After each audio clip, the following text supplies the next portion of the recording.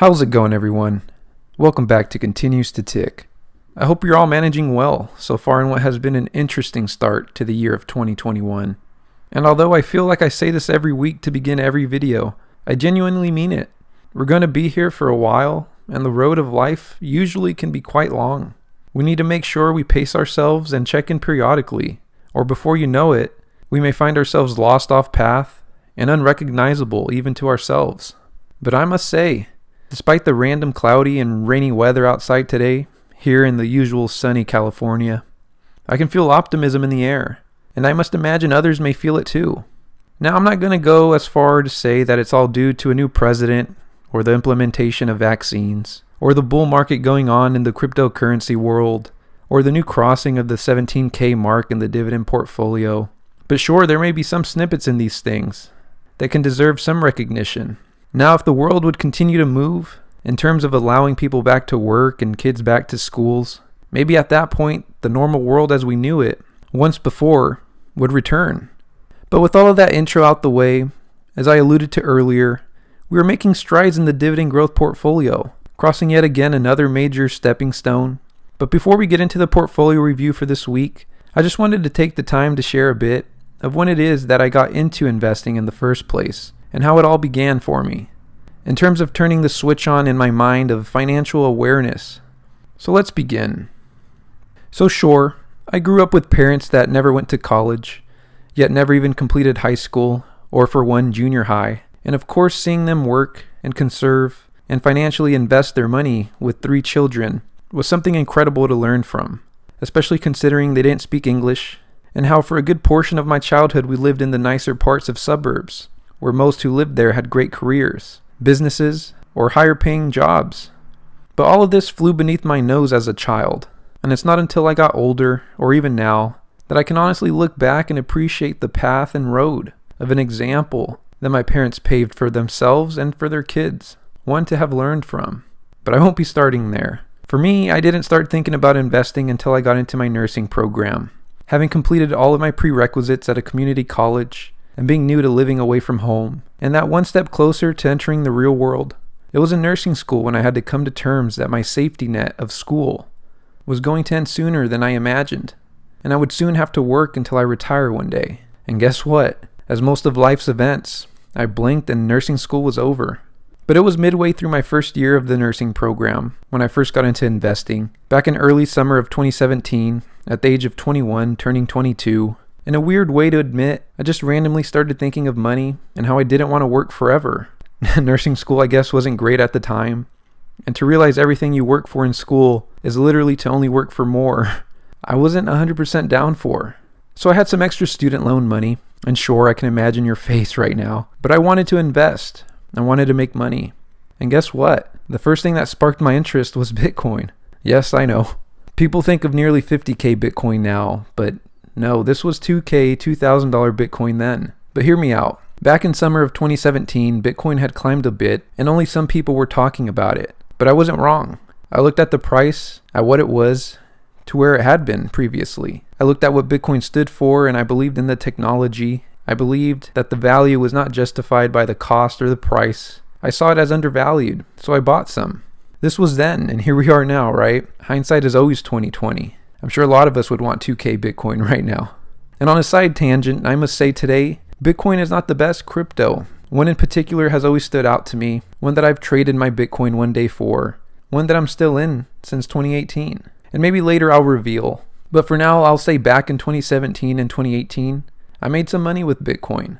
I watched it soar and I was hooked. I saw the process and planning that goes into investing. And through this process, it made me realize that investing is the key to multiplying your money, and that investing, the process, is really the only way to make money for the long term. Everything else is financial conservation or spending.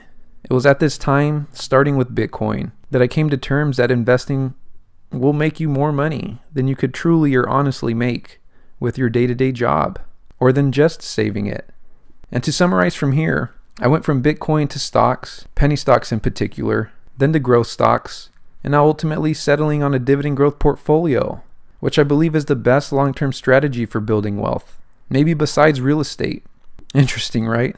But that's a summary of my journey, and periodically, I enjoy thinking of hindsight. You tend to learn a lot.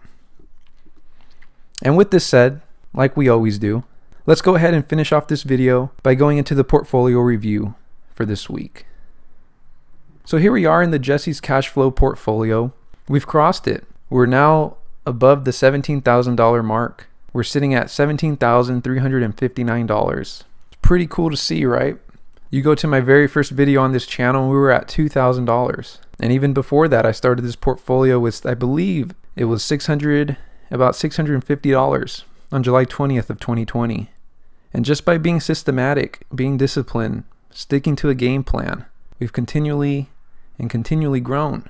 We've noticed some growth in the returns. We got paid dividends along the way and reinvested them. And here we are at $17,000. A total return of 21%, which is pretty good, especially for a dividend growth portfolio, and one that I started in the crazy year of 2020. But the 21% return is a market gain of $1,500 approximately, and earned dividends of $157, all equaling out to a total gain of $1,682. So it's pretty neat to see. And this is all time. If we were to go for the week, because the week was pretty good, 1% return, a $200 gain including dividends. For the month, we're up about 3.5%, about a $560 gain. So no complaints for me. If you've been following my journey for a while, you know I don't really like showing individual stocks that I'm holding. But I do encourage, if you're curious to see exactly what it is that I'm holding in all my divided sectors, such as real estate, for example, you can just go ahead and click on the description box link below to sharing my pie. You click on that, it'll show you everything that I'm holding in all of my divided sectors, if you're curious. I'm not a financial advisor. I'm not a financial planner. I just don't feel 100% comfortable sharing that with you. And besides, there are a lot of great YouTube channels, a lot of great YouTubers out there that really do their homework and they explain it really well in terms of what to buy and when not to. As far as our activity this week, let's go ahead and take a look. And I'll be the first to say crossing the $17,000 mark was probably the most exciting thing that happened this week. And it's not a bad thing to say. $17,000 is so much closer to $20,000 than it was in the week before. The markets are doing good and I have no overall complaints. But as you can see here on February 10th, the $500 deposit with the purchase, you can see a $2.15 snowball. So pretty good. In comparison to last week, it's pretty small, but a snowball is a snowball. And like I say, snow is snow. I will take it every single day of the week. And in comparison to when we very first started this portfolio, there wasn't much snow action going on. And here we are on February 11th getting paid by Apple. So we did get paid by Apple. It was a dividend payout on February 11th of 74 cents. If I remember correctly, Apple was my very first dividend payout. So I'm just kind of curious to see and go back and see exactly what it was the very first time they were able to give me that dividend payout. So 74 cents with the $17,000 portfolio. And if we go back here to the very beginning of this portfolio, just because I'm curious, here we are on August 13th getting paid by Apple 8 pennies. And I think I remember saying that in my very first video, getting paid by Apple 8 pennies. And that was my very first dividend payout. It was by Apple. So they'll always hold a little special place in my dividend heart, But 8 pennies down to 74 cents. Or up to, I guess I should say. But interesting, right? But that's going to wrap it up for this week's video. I enjoyed being able to share with you guys where it is that I kind of started with learning to invest. A lot of it did start with just the mindset and it being formed as I'm growing up watching my parents. But, they can't hold my hand through it all. And part of it it was sparked within myself of not wanting to work forever. And a lot of it started from just working your way through school to later realize that you're just going to be working through life until you retire. And I realized I don't want to work forever.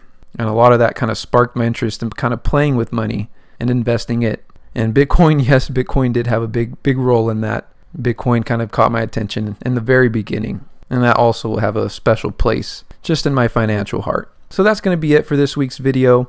If you enjoyed it, do hit the like button. It does psychologically help. I really enjoy creating these videos and continuing this series. Like I said, the series won't be stopping anytime soon. And because of that, if you're wanting to join the process of following along on this dividend growth portfolio, following along the journey of someone starting a YouTube channel, do hit the subscribe button. I do see we're growing, systematically. 40 subscribers, it's pretty neat to see. So anyone that's new, welcome. Everyone watching my videos and coming back, it is appreciated. So until next week's video, stay safe, stay healthy out there, and continue investing. Stay systematic, stay thinking of your goals, and you will definitely get there. And until next week, I'll see you then.